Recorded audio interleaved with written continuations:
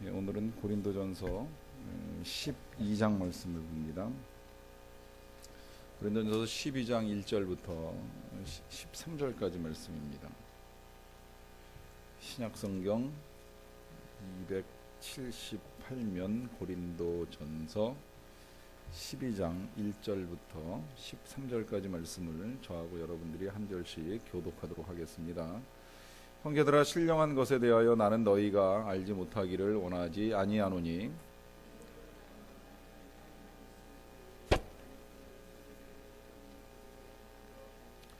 그러므로 내가 너희에게 알리노니 하나님의 영으로 말하는 자는 누구든지 예수를 저주할 자라 하지 아니하고 또 성령으로 아니하고는 누구든지 예수를 주시라 할 수 없느니라.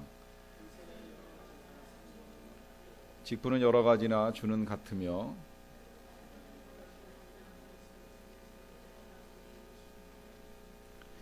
각 사람에게 성령을 나타내심은 유익하게 하려 하심이라.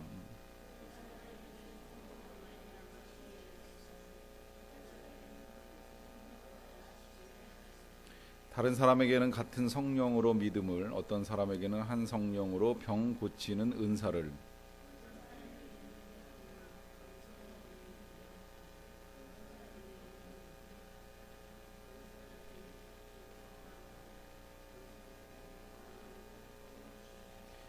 이 모든 일은 같은 한 성령이 행하사 그의 뜻대로 각 사람에게 나누어 주시는 것이니라.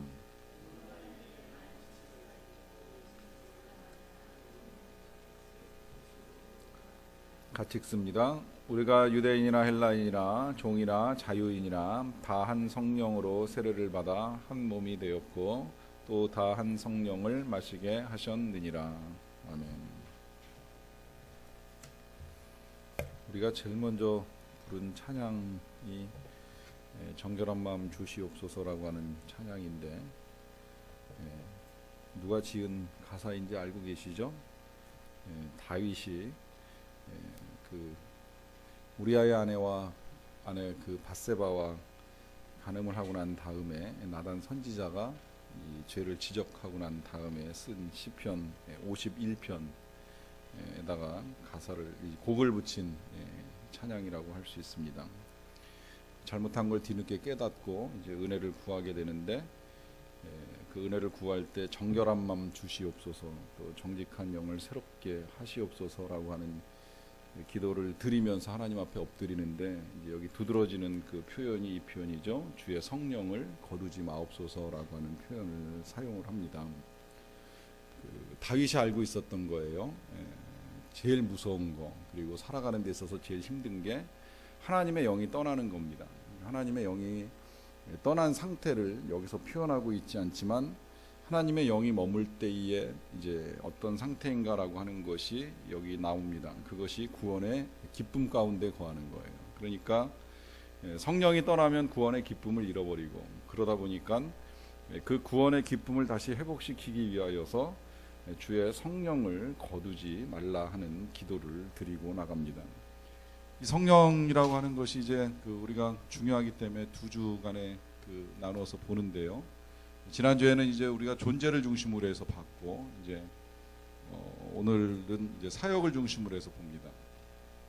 근데 존재라 함은 일단 성령이 누구시냐라고 했을 때 1차적으로 몇 가지 그냥 복습 간단하게만 한다면, 분명히 성령은 물질은 아니라 그랬어요. 그래서 그 성령을 상징하는 거, 물도 있고 불도 있고 바람도 있고 비둘기도 있고 여러 가지가 있지만 그건 어디까지나 상징, 성령을 이해하기 쉽도록 도와주는 상징일 뿐이지, 성령은 그와 같은 물질적 존재가 아니라 인격적 특성을 가지고 있다고 말씀을 드렸습니다. 이 인격적 특성이라고 하는 것이 우리와 똑같이 지성도 있고 또 감정도 있고 의지도 있어서 모든 것을 알고 계시고, 또 때로 감정을 가지고 계시기 때문에 기뻐하시기도 하시고 슬퍼하시기도 하시고, 또 의지를 가지고 계시니까 이 의지대로 사람들에게 은사도 나누어 주고 말씀도 가르쳐 주시는 일을 하신다고 볼 수 있습니다.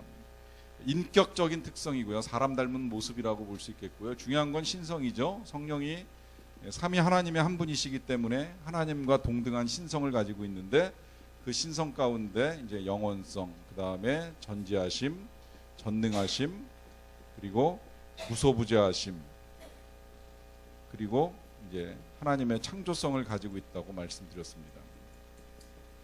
그 가운데서 이 창조성이 이제 중요한 겁니다. 이 창조성이 사역하고 연관이 돼요. 왜냐하면 이제 이거는 뭐 물론 그 사역에도 연관이 전혀 없는 건 아니지만 이제 우리가 존재를 중심으로 해서 어떤 분이냐라고 하는 걸 배웠다면 이 창조성이 사역하고 관련이 있는 건 하나님의 첫 창조에도 성령이 운행하시면서 같이 일을 하시지만 이 창조성은 재창조할 때 다시 사람을 새롭게 만들어 나가는 일들을 할 때에도 성령이 그 사역 가운데 함께 하시기 때문입니다. 그래서 성령에게 있어서 이제 중요한 건 이 재창조성이라고 할 수 있겠는데 이 재창조의 사역을 어떻게 이루어 가고 계시는가 하는 걸 이제 저와 여러분들이 이 성령의 사역을 통해서 보는 겁니다. 그래서 그 성령께서 하시는 일에 제일 첫 번째로 나오는 것이 요거 조금 더 이제 이야기를 해야 될 것 같아요. 새 창조라고 이야기했잖아요. 새 창조라고 이야기를 했는데 새 창조를 다른 말로 우리말로 그냥 쉽게 표현하자면 이게 거듭남이에요. 새로워진다는 이야기잖아요. 이걸 한문으로 말하면 중생이 되는 거죠. 두 번 태어난다 해가지고 중생이라고 이야기하고 우리말로는 거듭난다 하는 표현을 사용을 합니다. 이게 새 창조, 이 성령의 사역인데요. 이 새 창조의 사역을 위하여 성령이 제일 먼저 하시는 것이 뭐냐면 우리로 하여금 예수님께서 우리의 주님이시라고 하는 사실을 고백하게 하는 일을 도와주신다는 거예요. 그게 지금 고린도전서 12장 3절 오늘 읽었던 말씀 가운데 보시게 되면 그러므로 내가 너희에게 알리노니 하나님의 영으로 말하는 자는 누구든지 예수를 저주할 자라 하지 아니하고 또 성령으로 아니하고는 누구든지 예수를 주시라 할 수 없느니라. 그러니까 여기 신앙에 아주 중요한 원리가 하나 지금 담겨 있어요. 그것은 제가 뭐 예수님이 나의 주님이십니다라고 하는 고백을 하게 되는데 이 고백이 나의 의지로 되는 것이 아니라 성령님께서 내가 그렇게 고백할 수 있도록 도와주신다는 거예요. 그러니까 이거 보면은요, 이 성경 말씀대로 한다면요, 그래서 교회를 30년을 다녀도 예수가 주님이라고 하는 고백이 안 나오는 사람이 있고요. 어느 한순간에 정말 사형리 10분 듣고 나서 이제 복음 전하는 거 10분 듣고 나서 그냥 그 즉시에서 예수님 나의 주님 나의 구주로 영접합니다 고백하는 사람이 있어요. 그 모든 일들을 하시는 분이 성령님이시라는 거예요. 그러니까 성령으로 하지 아니하고는 예수를 주님이라 말할 수 없다는 거예요. 그렇기 때문에 여기서 우리가 또 하나 이제 교제에 있지 아니한 중요한 거 하나를 정리하게 되는데 그건 뭐냐면 사람들이 성령의 강림과 접신하고 많이 혼동이 됩니다. 한때 이제 어떤 목사님 책 보니까 이제 그분도 어렸을 때 그런 혼란이 좀 있으셨던 것 같아요. 이제 성령 그러면 마치 그 부흥회를 인도하는 강사가 가지고 있다가 이렇게 나눠주는 것처럼 생각을 해가지고 그 분을 통해서만 이제 받을 수 있는, 그래서 받고 나면 뭔가 몸이 부르르 떨린다거나 아니면 뭐 가슴이 뜨거워진다거나 아니면 뭔가 하여튼 특별한 이 신비한 이 경험이 있지 아니할까, 이제 이런 혼란에 빠졌던 일이 있다고 하는 고백을 하시는 분이 계셨어요.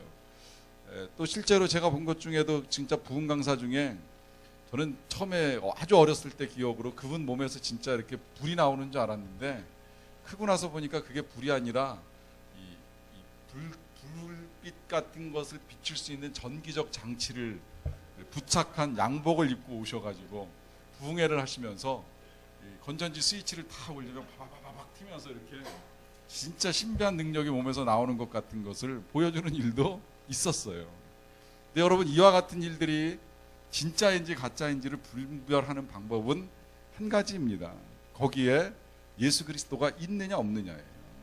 성령은 그리스도의 영이기 때문에 한 사람의 특별한 능력을 나타내는 게 중요한 게 아니라 이 일을 통해서 그리스도가 드러나야 됩니다. 제자들이 보세요. 제자들에게 있어서 성령 강림이 임했을 때 초대교회 때 그들이 방언을 하잖아요.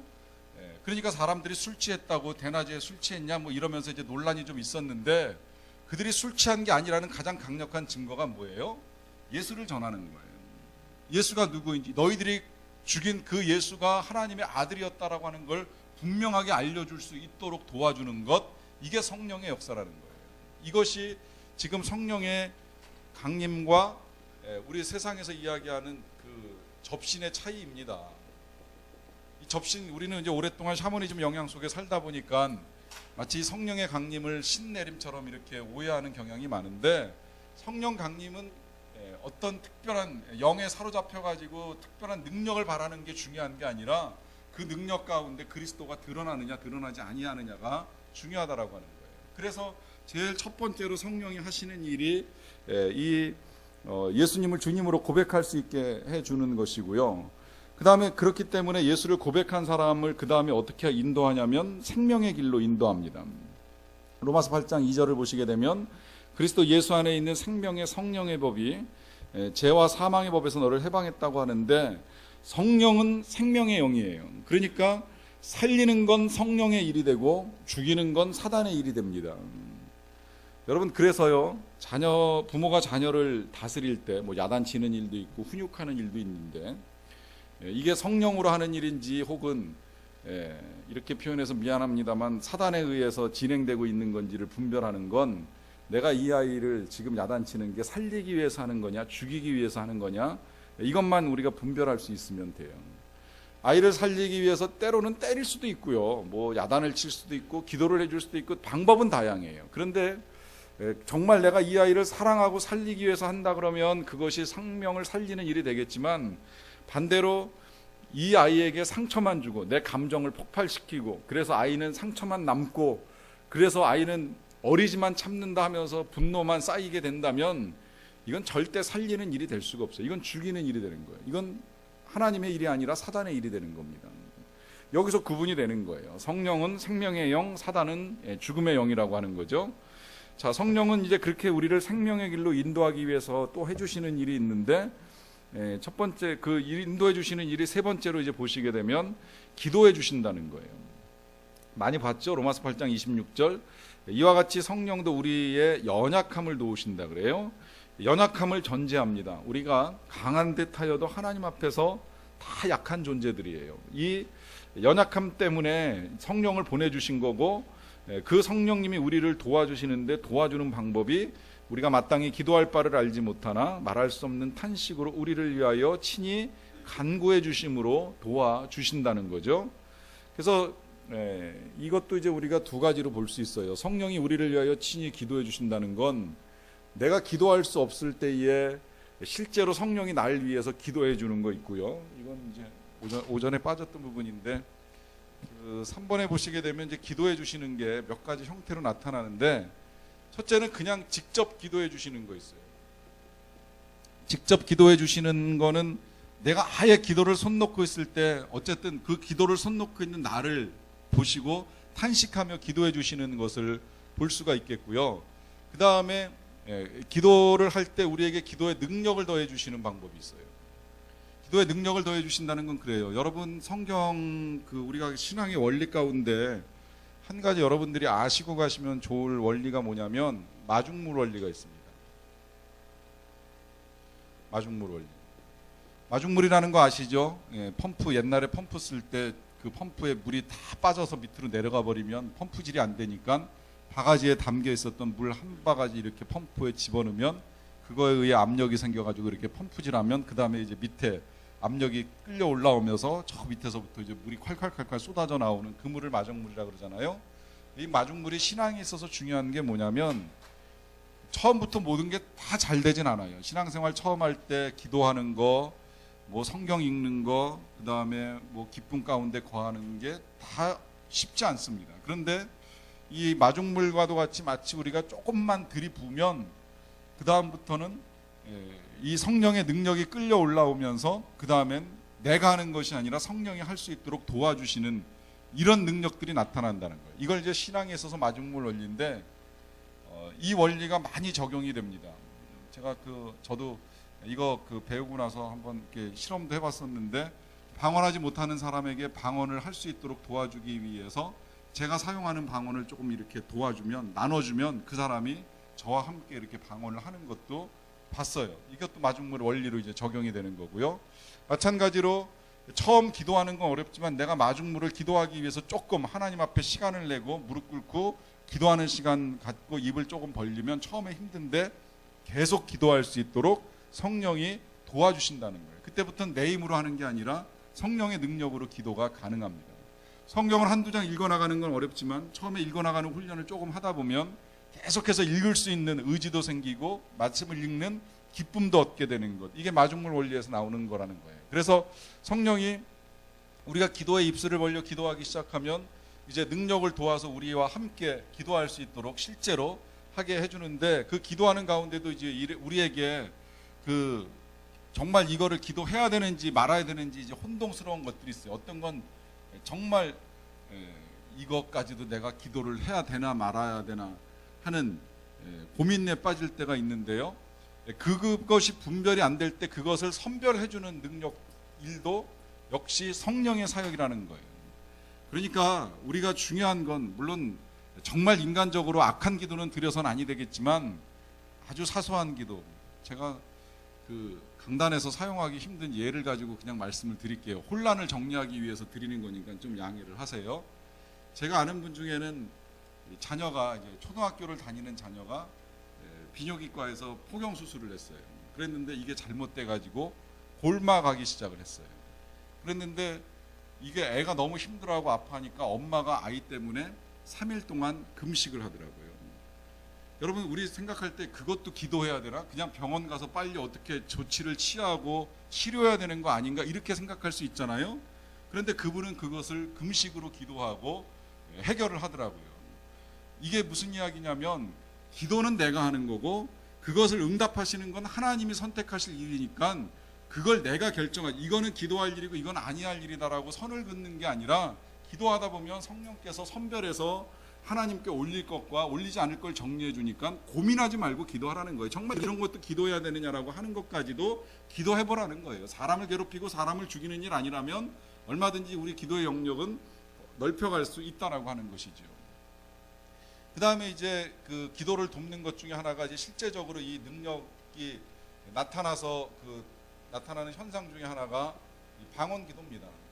이건 이제 물론 은사기 때문에 나중에 그 은사 속에서도 나오긴 하겠습니다만은, 이 방언으로 기도하는 것이 지금 내가 기도하는 거, 내가 무슨 말을 하는지 모를 수 있어요. 물론 이제 방언으로 기도하시는 분들은 통역의 은사를 달라고 요청을 할 수는 있겠지만, 그리고 통역의 은사를 받아서 통역을 할 수는 있겠지만, 주의해야 될 건 뭐냐면, 주의해야 될 건 아닌데, 이 방언으로 기도하는 일이 바로 성령이 나 대신 기도를 도와주는 거예요. 나는 모르지만 내 안에 계신 영께서 내 입술을 통해서 하나님께 필요한 것들을 올리는 것이 방언을 통해서 나오는 겁니다. 그러니까 나는 모르지만 성령은 지금 기도하고 계시기 때문에 내 몸을 내어드리고 성령께서 기도하실 수 있도록 입술만 벌려드리면 되는 거예요. 그리고 방언으로 기도하는 중에 이제 내가 정말 무슨 말을 하는 건지 모르겠다고 할 때 통역의 은사를 구하면 통역할 수 있어요. 은사를 주셔요. 그런데 주의해야 될 건 뭐냐면, 내 방언만 내가 통역하면 될 일이지 남의 방언 함부로 통역하려고 애쓰다가 여러 가지 일들이 터지게 됩니다.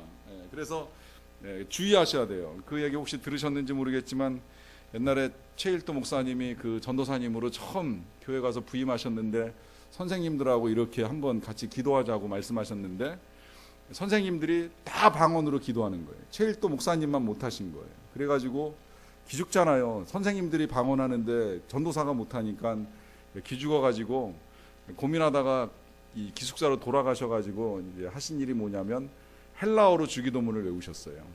헬라어가 방언하고 비슷할 때가 많거든요. 그래서 이제 헬라어로 주기도문을 열심히 외워가지고 이제 그 다음 주에 가서 선생님들하고 통성으로 기도하자고 했는데, 근데 선생님들 막 방언할 때 이제 헬라어로 주기도문 열심히 외웠죠. 주기도문을 100번 하는 건 잘못된 거 없으니까요.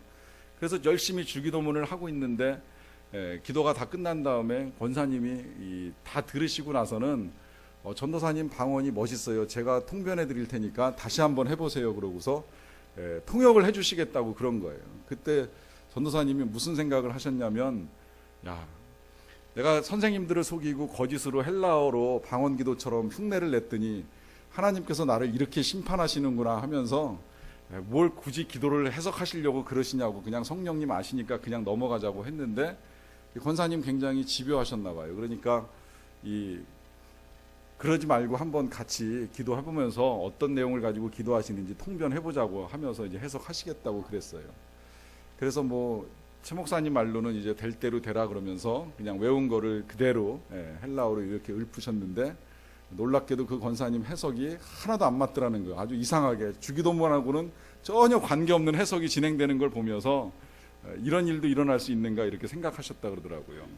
여러분이 통변히 주의할 건 남이 무슨 기도를 드리는지, 남이 어떤 말을 하는지 관심 가질 일은 없어요. 그런데 내가 기도를 드리는 게 궁금하다면 하나님께 은사를 구하면 그 은사도 받을 수는 있어요. 그리고 그렇게 되면 이제 내가 드리는 방언과 함께 내 영과 의지가 함께 기도를 드리기 때문에 훨씬 효율적으로 기도를 드릴 수 있는 장점은 있어요. 이제 그런 면에서 성령이 기도를 도와주는 일은 이제 이런 식으로도 나타날 수 있다라고 하는 것, 알고 가시면 좋을 것 같고요.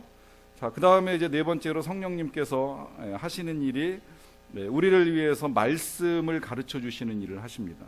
요한복음 14장 26절에 보시면 보혜사 곧 아버지께서 내 이름으로 보내실 성령, 그가 너희에게 모든 것을 가르치고 또 내가 너희에게 말한 모든 것을 생각나게 하리라 말씀하시면서 성령이 말씀을 가르쳐 주시는데 이유를 아셔야 됩니다. 이유는 성경의 저자가 성령님이시기 때문입니다. 성경은 사람이 썼지만 그 저자 40명 정도 되는 사람들이 다 성령에 감동되어서 성경을 썼어요.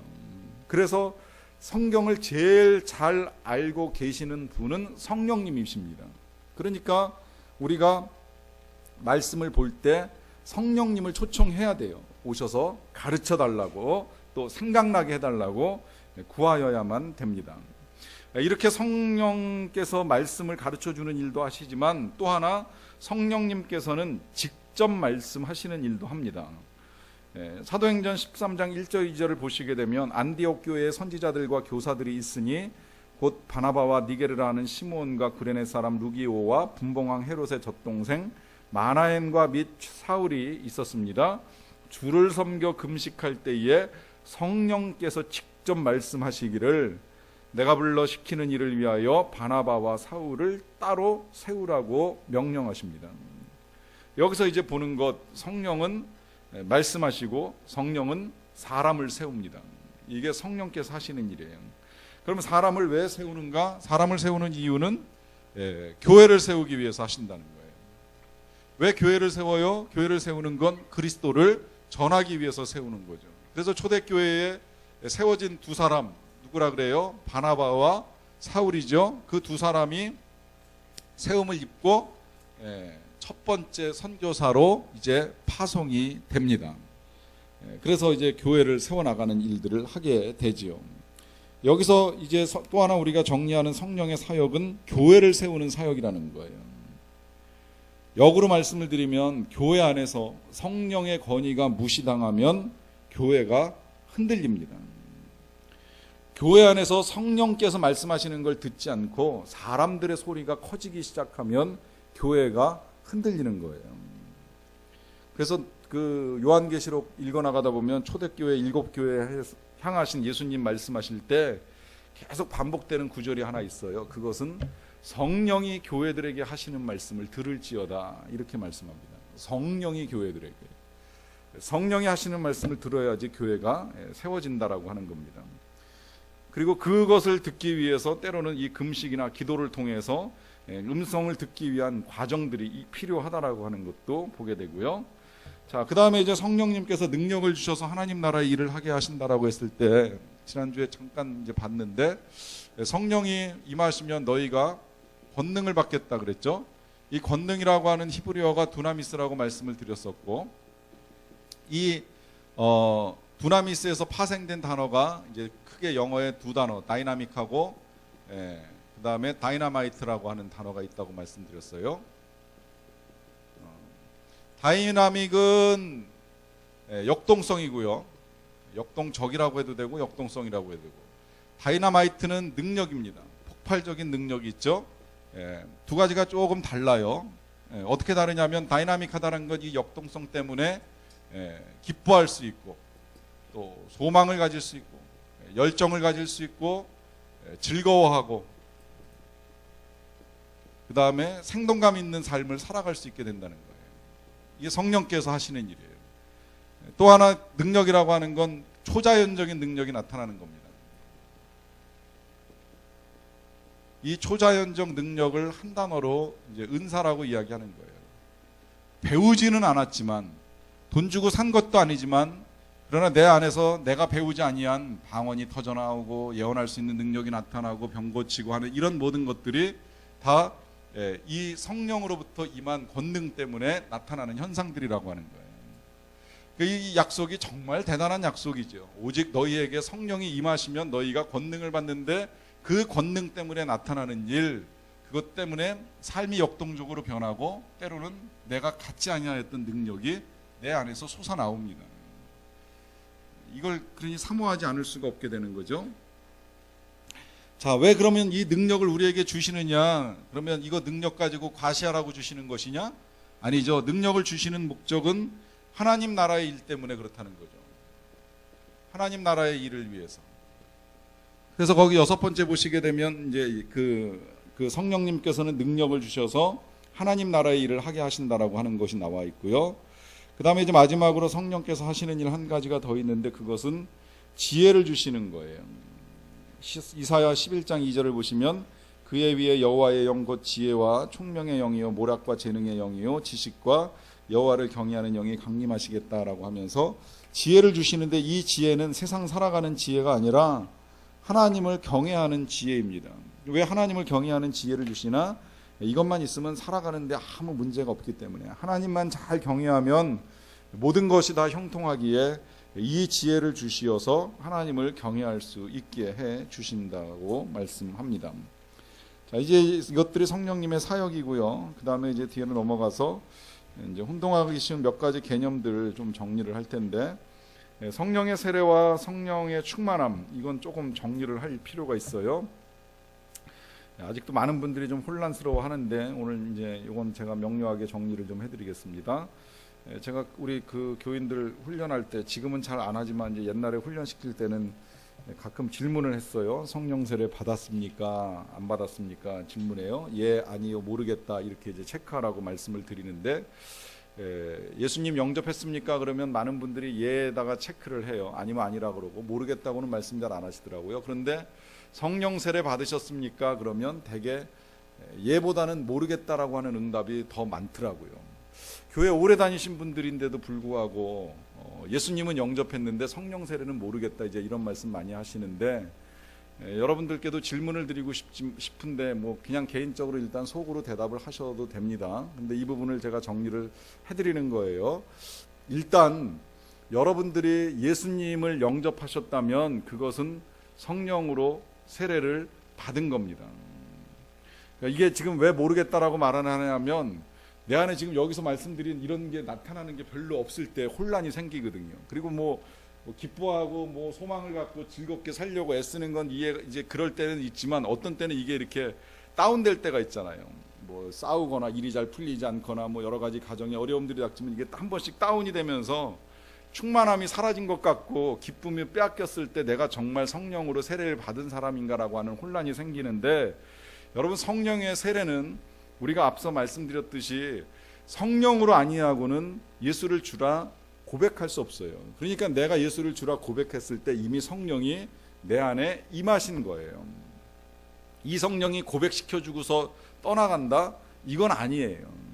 이게 아니라는 증거가 거기 고린도전서 12장 3절 13절 말씀 보시게 되면, 그 성령 세례라고 하는 단어 밑에 보시게 되면, 우리가 유대인이나 헬라인이나 종이나 자유인이나 다 한 성령으로 세례를 받아 한 몸이 되었고 또 다 한 성령으로 세례를 마시게 하셨느니라. 자, 여기 예수를 영접하신 분들이라고 다 일단 전제하고 여기 계신 분들이, 자, 여기에서는요 기쁜 사람도 있고 좀 슬퍼서 낙심된 사람도 있을 수 있어요. 자, 여기에는 방언을 할 줄 아는 사람도 있고 방언을 못하는 사람도 있어요. 자, 그러면 우리가 다 예수를 영접하고 함께 나와서 이렇게 말씀을 듣는데 한 성령으로 세례를 받은 사람들일까요? 아닐까요? 한 몸이라고 했으니까 다 한 성령으로 세례를 받았죠. 이 중에서 몇 사람은 방언을 하기 때문에 세례를 받은 사람이고 나머지 사람들은 방언을 못하기 때문에 세례를 받지 아니하였다, 이렇게 나눌 수 없다라고 하는 거예요. 지금 이 말씀이.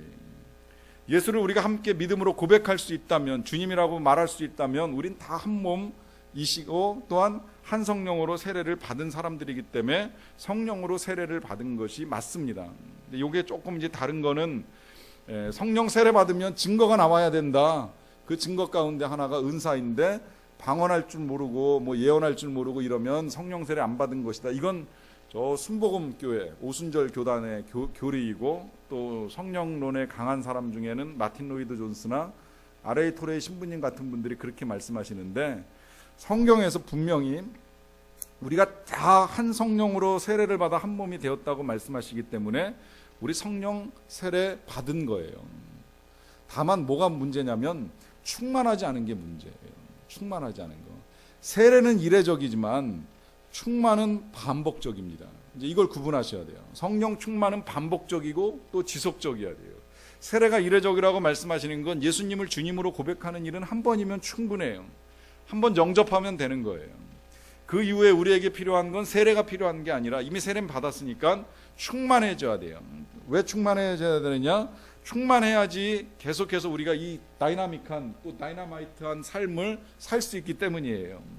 그래서 에베소서 5장에서 뭘 당부해요? 술 취하지 말라 이는 방탕한 것이니 오직 성령으로 충만함을 받으라고 당부합니다. 지금 사도 바울이 이 말씀을 하시는 건 술 먹어라 먹지 말라 먹어도 적당히 마시라고 하시는 말씀이 아니라 성령으로 충만함을 받으라는 부탁을 하기 위해서 술과 성령을 지금 이렇게 빗대어서 설명을 해주고 있는 거예요. 왜 빗대어서 설명을 해주냐? 술 취한 상태하고 성령으로 충만한 상태는 흡사한 게 너무 많아요. 성령 충만이 어떤 상태인지를 모르면 술 취한 사람 보시면 알 수 있어요. 여러분 술 취한 사람들 몇 가지 특징이 있죠. 소리 질러요. 성령 충만하면 때로 길거리에서 찬양도 하고 예수 믿으라고 전도도 합니다. 또 술 취한 사람 뭐예요? 술 취한 사람 노래 부르는 거 좋아해요. 그냥 흥얼거리잖아요. 성령 충만한 사람 입에서도 노래가 나와요. 근데 다만 그냥 세상 노래가 나오는 게 아니라 찬송이 나오죠. 술 취한 사람이 평소에는 소극적이다가 술 취하면 세상 말로 깡이 세지죠. 그리스도인들이 성령 충만하면 어떻게 돼요? 담대해지죠. 담이 커진다는 거예요. 마찬가지로 또 술 취하면 평소에 말 없던 사람이 그런 사람은 진짜 주변에서 많이 봤어요. 정말 아무 말 안 하는데 술 한 잔만 딱 들어가면 그때부터 입이 열리기 시작하면서 계속 말하잖아요. 근데 성령 충만한 사람도 역시 충만하면 말해요. 근데 이 말의 내용이 좀 달라요. 성령 충만하면 어쨌든 하나님에 관한 이야기, 예수님에 대한 이야기, 교회에 대한 이야기 많이 할 수밖에 없게 되는 거죠. 이런 것들이 다 유사하게 나타나는 현상들이에요. 다만 다른 게 있습니다. 뭐가 다르냐면 술 취한 사람은 자기가 취한 줄을 몰라요. 근데 성령 충만한 사람은 자기가 충만하다는 걸 알아요. 그리고 특별히 더 다른 건 뭐냐면 술 취한 사람은 이성이 마비되면서 인간성이 상실됩니다. 그런데 성령 충만한 사람은 이성이 더 총명해지고 지혜의 영을 받았으니까 총명해지고 그리고 더 인간적이 돼요. 상식적이 되고 훨씬 이성적이고 양심적인 사람으로 변화가 됩니다. 이게 다른 거예요. 그러니까 술의 지배를 받지 말고 성령의 지배를 받으라는 의미예요. 성령의 충만함은 성령의 지배를 받는 상태입니다. 지배를 받으면 어떤 일들이 일어나는가, 이제 그게 지금 여기 몇 가지가 열거되어 있죠. 시와 찬송과 신령한 노래들로 서로 화답하는 일, 그래서 너희의 마음으로 주께 노래하고 찬송하는 일을 하게 되고, 또 하나님 아버지께 감사하는 일을 하게 되고, 마지막으로는 그리스도를 경외함으로 복종하는 일을 하게 됩니다. 이와 같은 일들이 성령 충만할 때 나오는 거예요. 그러니까 진단할 수 있어요. 내가 지금 충만한가 충만하지 아니한가는 내가 지금 기쁜가 기쁘지 아니한가, 감사를 많이 하는가 불만을 많이 터뜨리는가, 내가 지금 순종하는가 자꾸 거역하고 거절하고 싶은 마음이 커지는가 진단해 보면 충만한가 충만하지 아니한가 답이 나오고, 충만하지 아니하면 충만함을 구해야 돼요. 오직 성령으로 충만함을 받으라는 거예요. 왜? 이 성령으로 충만할 때 우리가 행복해질 수 있고 즐거워할 수 있고 그렇게 살아갈 수 있기 때문에 성령 충만을 받으라고 말씀합니다. 자, 이렇게 일단 구분하고요. 그 다음에 이제 성령의 은사와 성령의 열매를 또 보는데요. 자, 은사를 보시게 되면 먼저 은사를 볼 때 이제 보셔야 될 게 고린도전서 12장 4절부터 6절까지, 요건 조금 정리를 해야 될 것 같아요. 자, 여러분들이 읽어주시면 좋을 것 같아요. 한 목소리를 읽겠습니다. 시작.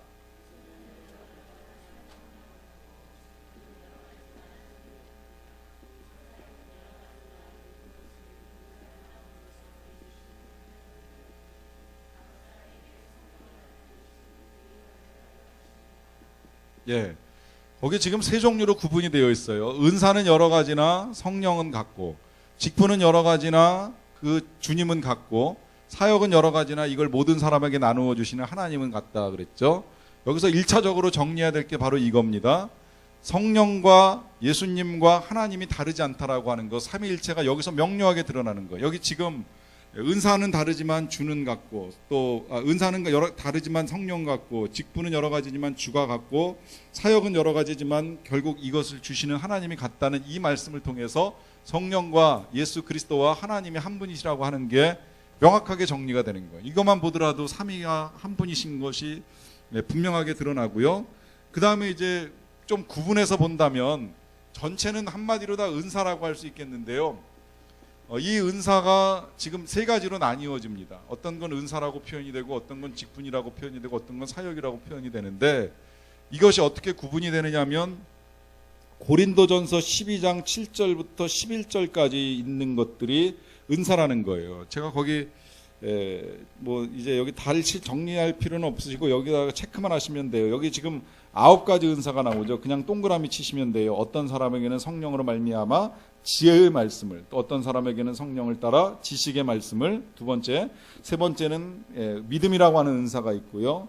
네 번째는 병 고치는 은사가 있죠. 다섯 번째는 능력 행하는 은사가 있고요. 그 다음에 예언하는 은사가 있고, 영들 분별하는 은사가 있고, 방언 말하는 은사가 있고, 방언들 통역하는 은사가 있어요. 이렇게 9가지를 은사라고 표현해요. 은사는 다른 말로 이야기를 하면 능력이 나타나는 거예요. 아까 말씀드렸듯이 초자연적인 능력이 나타나는 거죠. 그 다음에 이제 두 번째 에베소서 4장 11절부터 12절까지가 직분입니다. 직분. 그래서 여기는 지금 사도, 선지자, 그것만 동그라미 치시면 돼요. 어떤 사람은 사도, 그 다음에 선지자, 그 다음에 복음 전하는 자, 그리고 목사, 교사, 이런 직분들을 주었는데, 이건 당시 이제 교회 상황을 반영하는 거기 때문에 이제 조금씩 변해요. 우리가 지난 금요일 날 여기 나오는 이 목사도 우리가 현재 이해하고 있는 목사가 아니라 이제 목자로 구역장 정도의 직분을 감당하는 것이라고 표현이 됐는데, 이제 이런 식으로 이제 시대와 상황에 따라서 직분이 변해요. 오늘날에는 이제 이런 직분보다 이제 교회 안에 뭐 장로로 세우고 권사로 세우고 이제 집사로 세우는 이제 이런 일들도 진행이 되고 있죠. 이런 모든 직분들도 역시 하나님이 주시는 것이라는 거죠. 자, 그 다음에 이제 그 로마서 12장 6절부터 8절까지가 사역입니다. 사역. 어떤 사역이 있느냐 보면 이제 주신 은혜대로 받은 은사 각각 다르니 예언하는 사역이 있고요. 또 섬기는 사역이 있죠. 그 다음에 가르치는 사역이 있죠. 그 다음에 위로하는 사역이 있고, 구제하는 사역이 있고, 다스리는 사역이 있고, 긍휼을 베푸는 사역이 있습니다. 7가지 사역이 있는 거예요. 사역은 7가지, 직분은 5가지, 은사는 9가지인데 굳이 여기에 제한하시지 마세요. 여기 지금 이거 열거된 것만 해도 21가지인데 이 외에도 다른 성경 이렇게 읽어나가다 보면 사도 바울 스스로는 독신의 은사를 받았다고 이야기를 해요. 독신도 은사야 아니냐는 논란이 많지만 실제로 이제 독신으로 평생을 사는 분들이 간혹 그리스도인, 신실한 그리스도인 가운데 계시기 때문에 독신도 은사를 보는 견해가 있고요. 그 다음에 서로 대접하라 하고 하는 그 은사로, 이걸 은사로 보는 부분도 있고요. 그 다음에 특별히 이제 기도의 은사를 받은 분이 있다라고 하는 것도 있고요. 그 다음에 제가 어렸을 때는, 지금은 그런 현상 많이 안 보게 되는데, 방언하고 또 다른 형태로 영서라고도 표현하고 방서라고도 표현하는, 배우지 아니한 글씨를 가지고 남의 나라 언어로 글씨를 필기하는 이런 능력들도 나타나는 것을 볼 수 있어요. 나름 해석하기는, 옛날에는 그 필기 도구도 별로 없었고 또 종이도 없었으니까 그와 같은 은사를 볼 기회가 없어서 사도 바울 선생님이 여기다가 집어넣지는 않았지만, 오늘날 같이 이제 펜과 종이가 발달하면서 이 같은 은사들도 나타날 수 있다는 거예요. 실제로 우리 한참 막 고등학교 때 방언하고 그럴 때 한 친구가 이 은사 받아서 노트에다가 써내려가는데, 그 본인이 이제 그 영어하고는 완전히 달라요. 하여튼 이 공부하지 아니한 글자를 이제 써내려가는 일들이 있는데, 최근에도 이와 같은 일을 하는 걸 제가 어디선가 보았던 기억이 있는데, 나타날 수 있는 현상들이에요. 중요한 건 지금 여러분들 여기 지금 제가 이제 일일이 다 설명도 못 드리고 해석도 못 했습니다만은, 이 은사를 이해하는 데 있어서 이제 내가 이 은사가 있느냐 없느냐 이제 이걸 따지는 것보다 더 중요한 게 있어요. 일단 방언만이 은사는 아니라는 거예요. 방언만이 은사는 아니니까 방언이 아닌 다른 은사를 가지고 있을 수 있어요. 쉽게 이야기해서 아까 우리가 그 성령을 이해할 때 접신하고 구분하라고 하는 말씀을 드렸는데, 우리가 똑같은 재능도요, 그것을 하나님 위하여 쓰게 되면 그게 은사가 되는 거예요. 그런데 날 위해서 쓰면 재능에 불과한 거예요. 그러니까 피아노를 칠 수 있는 이 능력도 하나님 앞에 가지고 나와서 드리면 귀한 은사가 되는 거예요. 사람을 가르치는 능력도 역시 마찬가지고, 뭐 찬양을 인도하는 것도 역시 마찬가지고, 노래하는 능력도 마찬가지고, 이게 다 하나님 주신 재능이지만 하나님께 드려질 때 얼마든지 은사로 쓰임받을 수 있는 귀한 것. 왜? 여기 보시게 되면 은사를 주시는 이유가 몇 가지 있습니다. 그 고린도전서 12장 6절의 끝부분을 보시게 되면 각 사람에게 성령을 나타내심은 유익하게 하려는 것이라는 첫 번째 이유가 있고요. 어디 찾으신 거죠? 밑줄 그어놓으시면 좋겠어요.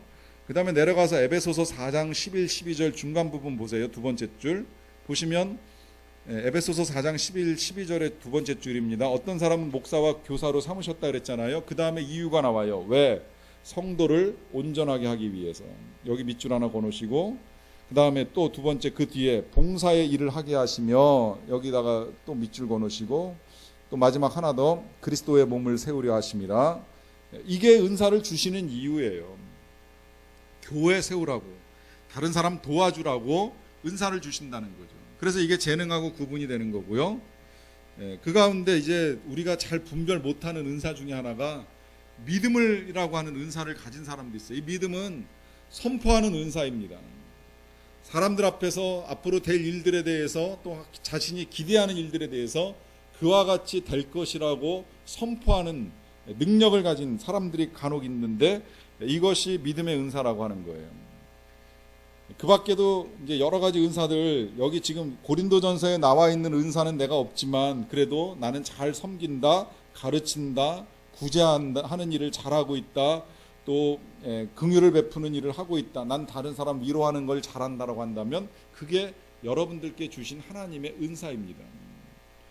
그렇기 때문에 이제 은사를 분별을 하는 것이 필요할 수도 있겠지만, 중요한 건 은사가 많다고 해서 신앙이 좋은 건 절대 아니라는 거예요. 여러분, 어떤 사람이 열렬하게 맨날 방언으로 기도하고 그 기도하기를 1시간, 2시간 한다고 해서 그 사람이 특별한 사람이고 그걸 하지 못하는 내가 믿음이 없는 사람이다, 이렇게 단정 지을 수 없다라고 하는 것입니다. 다시 말씀드리면 은사는 신앙의 척도가 절대 아닙니다. 그럼 뭐가 신앙의 척도이냐? 신앙의 척도는 성령의 열매입니다. 우리가 살아가면서 얼마나 많은 이 성령의 열매들, 사랑하고 기뻐하고 평화를 누리고 인내하는 이런 열매들을 맺어가느냐라고 하는 것이 신앙의 척도이지, 내가 이런 은사가 있어 저런 은사가 있어. 여러분, 은사가 많으면 많을수록 책임이 커진다는 거예요. 아니, 실은 은사가 없어도 책임은 져야 돼요. 여러분, 여기 지금 열거되어 있는 것들 중에 대부분은요, 어떤 사람에게 하나님께서 특별하게 은사를 부어주시는 것들이 있기는 하지만, 그래도 나는 그 은사가 없기 때문에 안 해, 이렇게 말할 수는 없어요. 특별히 찬양의 은사를 받으신 분들이 계시잖아요. 그 은사를 받은 사람들이 찬양을 하긴 하지만 난 찬양의 은사가 없어서 난 입 다물고 있을 거야, 이건 안 된다는 거예요. 대접의 은사를 받아가지고 진짜 잘 섬기는 분들이 있어요. 집에서 사람들 모아놓고 음식 대접하고 뭐 이렇게 저렇게 귀한 일들 하시는 분들 보면 참 좋은데요, 그 사람이 은사를 받았기 때문에 하는 건 귀한 일이지만 나는 은사가 없으니까 난 절대 그건 안 해, 이렇게 말해서는 안 된다는 거죠. 전도를 잘하는 사람이 있잖아요. 은사를 받았어요. 그렇지만 나는 은사가 없어서 전도를 안 해, 이렇게 말할 수는 없다는 거예요. 전도는 우리가 다 해야 될 의무라는 거죠. 그러니까 우리가 은사를 이해하는 건 바로 이런 개념으로 이해를 하셔야 되고, 그러한 은사가 우리에게 주어졌을 때 우리가 남겨야 될 건 성령의 열매라는 겁니다. 그러면 이제 오늘 말씀 속에서 중요한 거 두 가지가 정리가 됩니다. 그러면 이 성령을 배우면서 우리에게 필요한 게 무엇이냐라고 하는 거 딱 두 가지가 이제 정리가 되죠. 하나는 성령의 충만함이고, 하나는 성령의 열매를 맺는 거예요. 어떻게 하면 우리가 충만해지고 어떻게 하면 열매를 맺느냐? 일단 갈망하셔야 돼요. 열망하셔야 됩니다. 이게 마중물이에요. 마중물을 가지고 갈망하는 거예요. 하나님 나에게 충만함 주시고 나에게 하나님께서 열매 맺도록 도와주세요. 기도하면 하나님이 주십니다. 약속하셨죠. 구하는 자에게 성령을 주시겠다고 분명하게 약속을 하셨습니다. 그래서 그 약속을 믿고 구하는 자에게 하나님이 충만함 주시고 그 충만함 가운데 열매 맺게 될 것입니다. 아름다운 열매 맺으시는 저와 여러분들 되시기를 간절히 축원합니다.